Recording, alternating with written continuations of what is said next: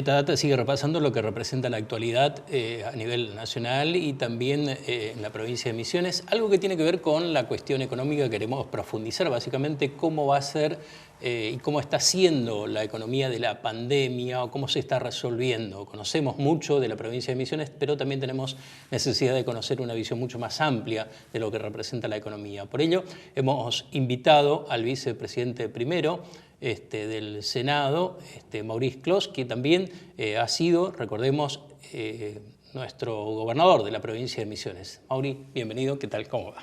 Gracias por invitarme, gracias por... Bueno, una economía compleja. La economía está compleja, sí, muy compleja en el mundo. Sí. No vayamos a creer de que la economía está con problemas de actividad en la Argentina y el mundo florece, para nada. Porque hay una contracción de la actividad económica en el mundo y especialmente la demanda. Los indicadores son malos en todo el mundo, claro. No solamente en la economía real, sino también en todo lo que tiene que ver con la parte de las bolsas, con números malos, y con ganadores y con perdedores. Sí. Es decir, acá uno podrá ver que todo lo online creció y todo lo que tiene que ver con el contacto o el trabajo de las manufacturas han tenido problemas. Pero bueno, Argentina además optó por un camino de cuarentena larga, con una protección sanitaria rígida, que se traduce claramente en un índice de menor número de muertos que en otros países, pero difícil al fin, y eso hace que los números de la economía nuestra luzcan delicados. Ahora, insisto, es la cuarentena, y la cuarentena a su manera existe en todo el mundo. Acá el problema que hay con Argentina es que Argentina entra a la cuarentena en una situación de fragilidad. Claro. Recordemos cómo se termina el año pasado y los índices de desocupación, de inflación, de dificultad de acceso al crédito, al dólar, también el tema concreto propio del endeudamiento, hacen de que la Argentina no haya entrado con un pie firme a este tiempo de pandemia y claramente entonces la salida va a ser más difícil. Ahora, resuelto el acuerdo, por un lado con los bonistas y por otro lado ahora se viene la negociación también con el Fondo Monetario Internacional. En caso de concretarse, ¿en qué medida aliviaría al país y a todos los argentinos esta situación? Muchísimo. Yo, si me permiten, voy a tirar incluso algunos ejemplos y algunos números porque he trabajado en cada una de las leyes estas, resaltando primero esto. A ver, Argentina estaba acostumbrada, y mucho más en el gobierno Macri, pero en muchos gobiernos, a que todo el proceso de endeudamiento y luego las diferentes renegociaciones la lleva adelante el Poder Ejecutivo. Sí. El gobierno Fernández ha hecho del debate parlamentario y de la autorización legislativa una constante, algo muy bueno, incluso reconocido por la oposición, es decir, que el Congreso pueda debatir cómo han sido las propuestas y lo que fuera. Por eso conozco cada una de las propuestas. Se ha abordado el tema en 3 etapas. Sí. La primera fue la deuda bajo legislación extranjera, obviamente toda en moneda extranjera. Eso fue lo que costó mucho acordar con estos fondos, Fidelity, BlackRock y todos estos fondos que escuchábamos. Al final, en los últimos días, se presentó una propuesta para renegociar la deuda en moneda extranjera, casi todo dólar, pero bajo legislación nacional.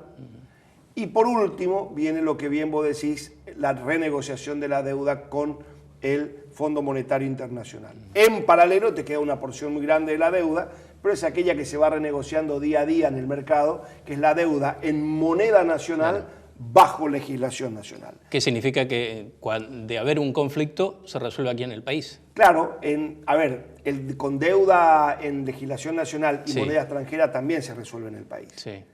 Los 3 frentes esos están resueltos y muy bien resueltos. ¿Qué significa eso? Significa que si vos tenías una tasa promedio de corte de un 7%, 7,5% y casi 8%, en los 2 casos de deuda en dólares, has pasado a tener una deuda con una tasa promedio de un 3%. Entonces, como vos tenés ahí una disminución de 4 puntos porcentuales y estás negociando cerca de 110.000 millones de dólares en esos dos conceptos, el ahorro anual es 5.000 millones de dólares. ¿Se entiende? Claro. Ese ahorro concreto es buenísimo, pero además se logra ese ahorro en lo que se llama un estiramiento, reperfilamiento de los plazos. Claro. El gobierno Macri no solamente tomó deuda cara, sino que la concentró en vencimientos muy fuertes. Entonces, de acá al 2024, para no ser artero y hablar del 2023, el vencimiento era un vencimiento muy alto, de 30 y pico de mil millones de dólares. Hoy ese vencimiento queda diluido a menos de un 10%. Entonces tenés mucho menos que pagar en este corto tiempo y a una tasa mucho más baja. El inversor perdió y yo creo que no. ¿Por qué? Porque la quita de capital no existe. El que puso X va a recibir lo mismo, solo que en vez de cobrar una tasa del 7 va a terminar cobrando una tasa del 3. Y en vez de cobrar el capital pronto va a tener que esperar un poco más para cobrar el capital. ¿Es bueno esto? Sí, es muy bueno. ¿Qué queda pendiente? El fondo, claramente.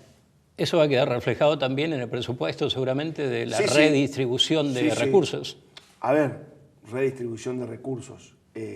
Vamos a convenir que no se estaba pagando casi nada. Es decir, lo que no va a haber es un presupuesto que deba llevarse el 60% de los recursos, escuchaste el número, yo lo 60. Dije en varios discursos míos en el Senado, para pagar la deuda. Es decir, vos si querés pagar la deuda con el 60% de los recursos, no te alcanza la plata ni para pagar sueldo ni para pagar jubilaciones. Olvídate de que funcione el Estado. Entonces, ahora sí puede el gobierno presentar un proyecto de presupuesto mucho más acomodado y no se vaya a creer de que las cosas van a mejorar. Al contrario, va a haber que estar muy ajustado, pero sí vas a tener un horizonte viable como para poder poner a funcionar a la economía en esta jugada de pospandemia o con pandemia, porque lo que estamos viendo es la economía ya empezando a funcionar con pandemia. O sea que es factible, digamos, profundizar esta iniciativa que está teniendo el Estado Nacional en cuanto a reinvertir en materia de obras públicas, por ejemplo, que quiera recuperar. Es muy necesario.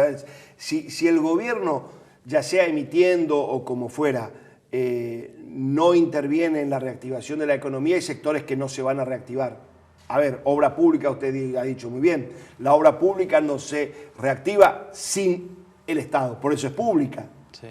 El turismo no se va a reactivar en el 2021 cuando sea sin el Estado. Hay sectores que inexorablemente necesitan del Estado activo, del Estado presente, no en Argentina, en todos los lugares del mundo. Hay una fuerte apuesta del Estado en valores muy altos con relación al PBI como para poner en movimiento a la economía. Creo que ahora sí están las condiciones dadas como para ver un Estado presente que pueda ayudar a que la economía se ponga en marcha.